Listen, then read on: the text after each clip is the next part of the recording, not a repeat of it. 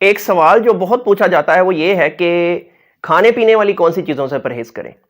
تو ہر وہ چیز جس میں کولیسٹرول ہو، جس میں چکنائی ہو، فیٹ ہو، یا پنجابی میں جسے کہتے ہیں تھندا ہو، جس میں ان سے پرہیز کریں.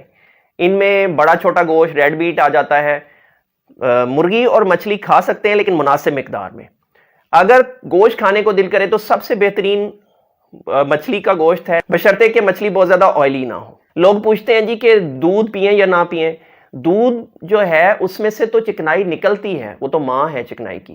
تو اس وجہ سے اگر بہت زیادہ دل کرے تو اوپر سے ملائی اتار کے پی لیں، لیکن ادروائز دودھ سے پرہیز کریں، جتنا پرہیز کر سکیں بہتر ہے.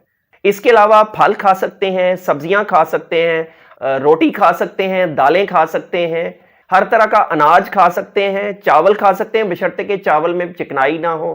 انڈے میں سے زردی سے پرہیز کریں، ادروائز باقی کھا سکتے ہیں. وہ لوگ جو شوگر کے مریض ہیں ان کے لیے میٹھے پھل جیسے آم، کھجور، کیلا، ان سے بھی پرہیز کرنا ضروری ہے کیونکہ اس سے شوگر جو ہے وہ بڑھ جاتی ہے. اس کے علاوہ جو بلڈ پریشر کے مریض ہیں وہ کھانے میں ہلکا نمک استعمال کریں.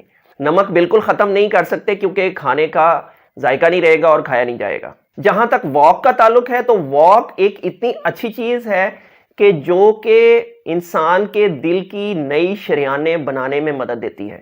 یعنی کہ ایک طرح کا نیچرل بائی پاس آرٹریز بنانے میں ہیلپ ملتی ہے. تو اس وجہ سے واک ضرور کریں. اس کے علاوہ واک جو ہے وہ شوگر کو کنٹرول کرنے میں ہیلپ کرتی ہے، اور اس کے علاوہ واک جو ہے وہ بلڈ پریشر بھی کچھ حد تک جو ہے وہ کنٹرول کر دیتی ہے. اس لیے واک بہت ضروری ہے.